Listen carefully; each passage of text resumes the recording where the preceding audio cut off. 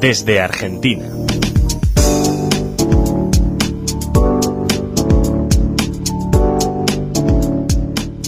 Hola oyentes de Radio Sefará, desde la redacción de Nueva Sion en Argentina nos recibe su director Gustavo Efrón. ¿Qué tal, Gustavo?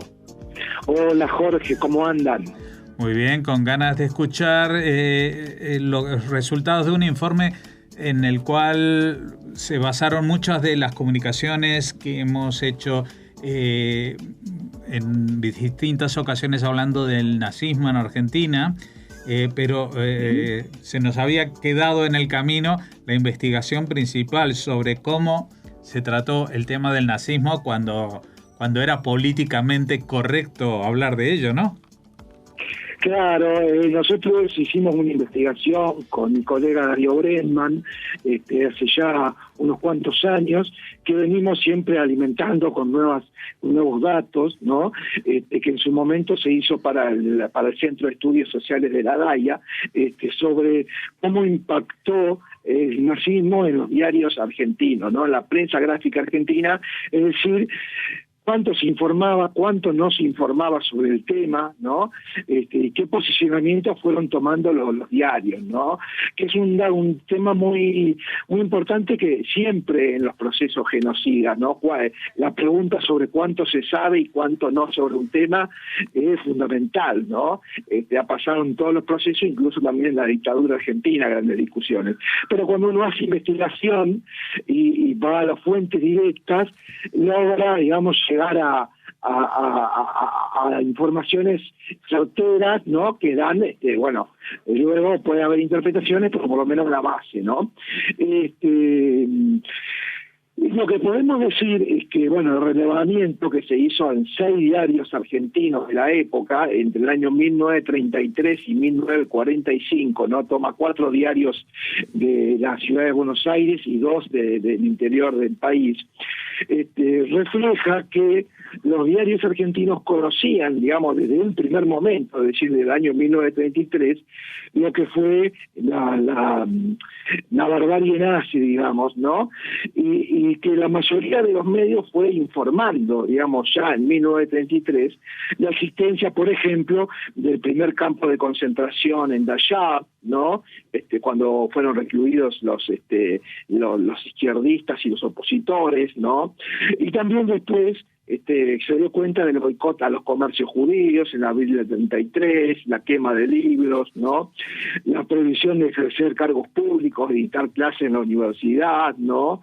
Y también profesiones liberales, la virtual expropiación de los bienes de los judíos, gitanos y homosexuales y opositores previo a la Noche de los Cristales, e incluso una amplia cobertura sobre la Noche de los Cristales en noviembre del 38, ¿no?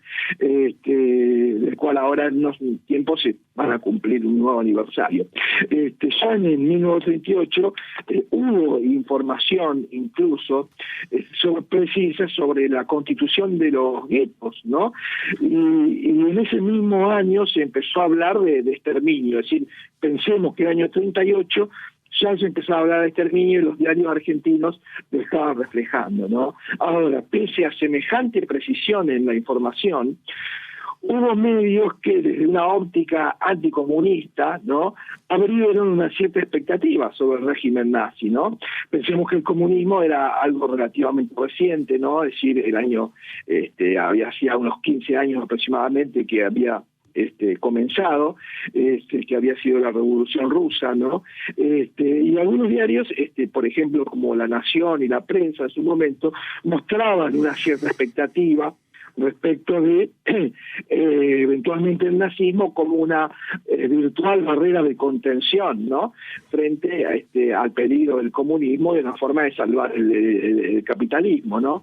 E incluso diarios como La Razón directamente estuvieron a favor del nazismo, al punto que el 21 de marzo de 1923 publicó el diario La Razón un saludo especial de Adolfo Hitler al pueblo argentino, ¿no?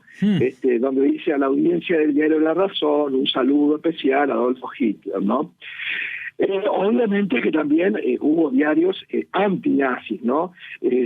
También como por ejemplo el diario Crítica, el famoso diario Crítica de Natalio Botana, o por ejemplo La Voz del Interior de Córdoba, ¿no? Que fueron claramente opositores, ¿no?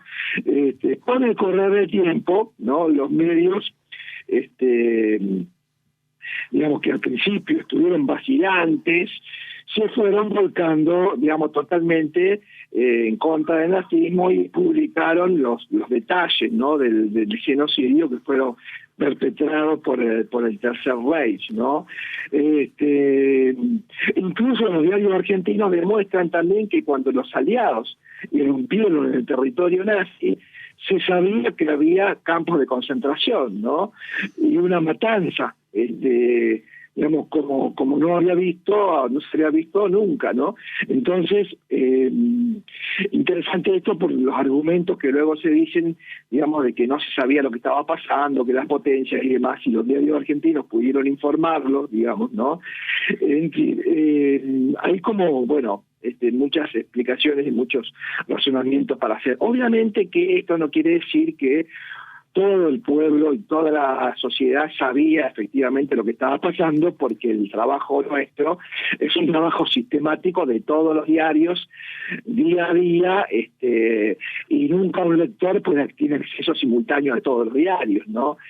Sí que sería una falacia pensar que todo el mundo estaba informado de todo, pero que sí había información al respecto, y si uno hace una búsqueda en los diarios, se ve que la información estaba, y seguramente los sectores intelectuales, de élite, gubernamentales, con acceso diario a los medios de comunicación, tenían la posibilidad de acceder, ¿no? Incluso, por ejemplo, podríamos decir que La Nación, digamos, publicó un artículo contando cómo eran los crematorios, ¿no? En el año 44. Señalaban que eran amplios y cuadrados, con cenizas por todos lados, que era lo único que daba de las víctimas, que la gente era asesinada en el marco de un supuesto baño en que los verdugos miraban desde las ventanillas.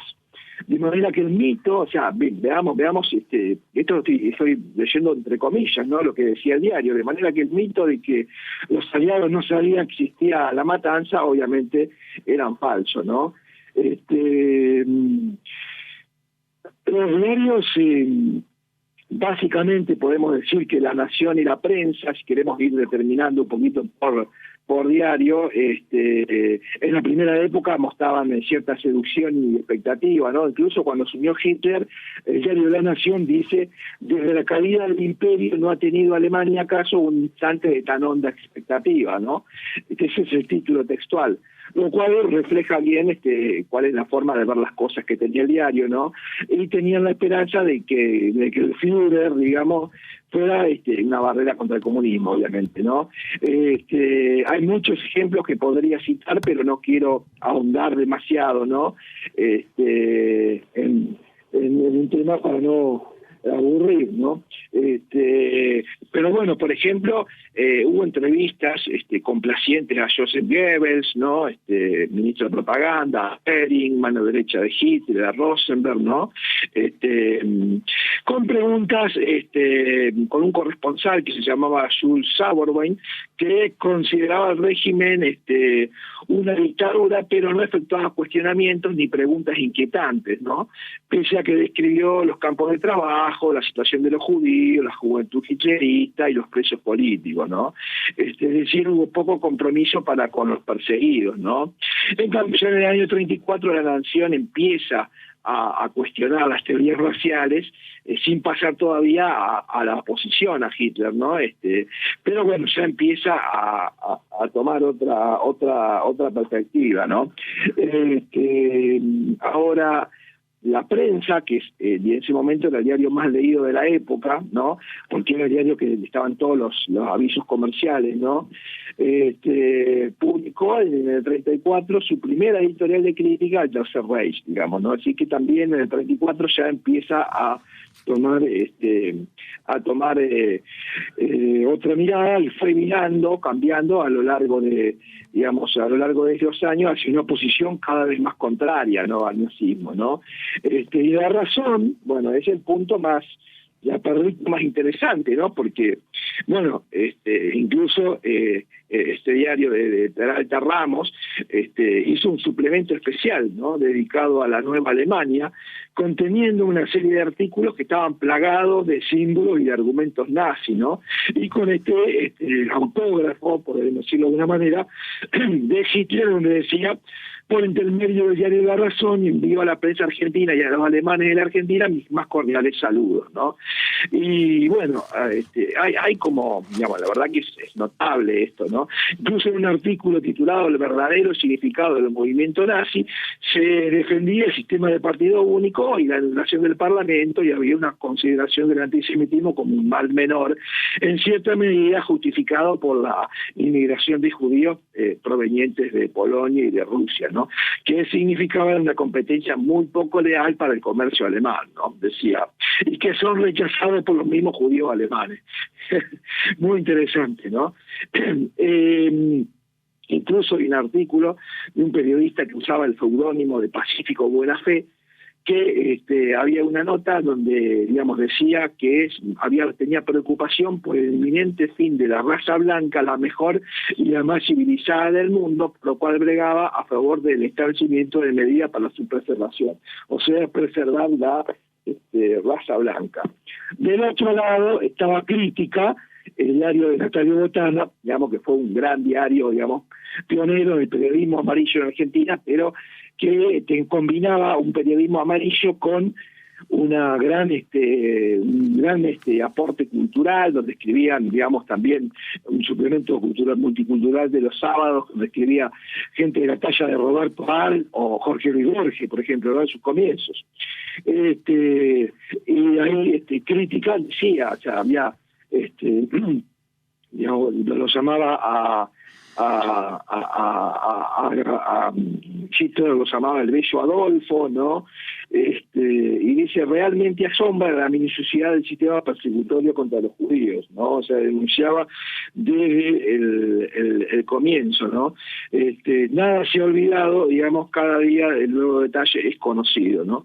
Incluso Crítica fue el diario que primero advirtió sobre el genocidio, porque en noviembre de 1938 publicó un artículo titulado Aniquilación total de los judíos, noviembre del 38, en el que ya menciona, digamos, que había confinamiento en los guetos medievales, digamos, etcétera, etcétera. Con lo cual, bueno, ahí está dando no solamente la información muy fuerte, sino un posicionamiento. Y a su vez, bueno, relevamos también los diarios provinciales, caso La Voz del Interior de Córdoba y Los Andes de Mendoza, ¿no?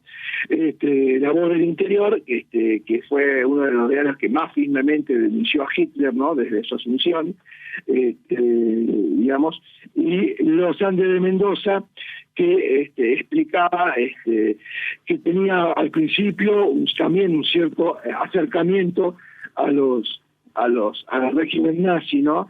Y que, por ejemplo, en el año 34 publicaba que para los 30.000 refugiados judíos, comunistas y socialistas, ha sido un año de depresión y pérdida.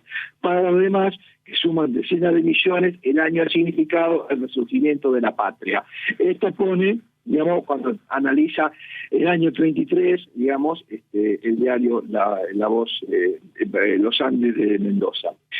Para terminar, quería contar, digamos, algo que no es propio de nuestra investigación, sino que sirve para contextualizar un poco el informe, y es que el investigador Ronald Newton en su momento reveló esto, que digamos, Goebbels, el ministro de propaganda nazi, dividía a los medios argentinos en 4 categorías. La primera era la prensa antifascista, a la que debía atacar por todos los medios, y en esto incluía crítica a los Sentiris Tageblatt de la familia Alemán, de la cual hablé en otro informe, y el socialista La Vanguardia, ¿no? El diario La Vanguardia. En segundo lugar estaba la prensa, que sería seria, independiente, que debía ser infiltrada como el caso de la prensa y La Nación, digamos, eso. Y después estaba la prensa pequeña y provincial, que es vulnerable desde el punto de vista financiero, y la abiertamente pro-nazi, subsidiada, ante la que se contaba el Deutsche La Plata Zeitung, que ya hablé, Der Trommler, Caras y Caretas, El Mundo y precisamente La Razón. Es decir que Goebbels tenía bien estudiada a la prensa argentina también. Uh-huh. O sea que hasta en eso eran metódicos, estudiaban la propaganda también en países del extranjero, ¿no? Claro, tenían muy bien estudiado lo que es el sistema de medios en Argentina, a dónde tenían que infiltrarse, a dónde no, cuáles eran directamente, digamos, que era imposible entrar, como era el caso de Crítica y la Voz del Interior, y en cuáles se podía, poniendo un poquito de dinero, lograr infiltrar. De hecho, ellos tenían una agencia que se llamaba Transocean, o Correo Periodístico Sudamericano, que era una agencia de prensa que utilizaban los nazis para, digamos, introducir contrapropaganda, digamos, o para defender la postura alemana frente a la información que proveían las otras noticias de la Agencia de Noticias Internacionales. Uh-huh. Bueno, muy interesante tu crónica de hoy, el resultado de esta investigación que ha servido también para otros programas que ya nos has regalado aquí en Radio Sefará. Te agradecemos, Gustavo Efrón, y los que quieran más información, como siempre, les recomendamos que entren en la página de nuevasion.com.ar, donde encontrarán no solamente noticias sobre el pasado, también sobre el presente. Muchas gracias, Gustavo, y hasta la próxima. Gracias, Jorge, y un saludo a toda la audiencia.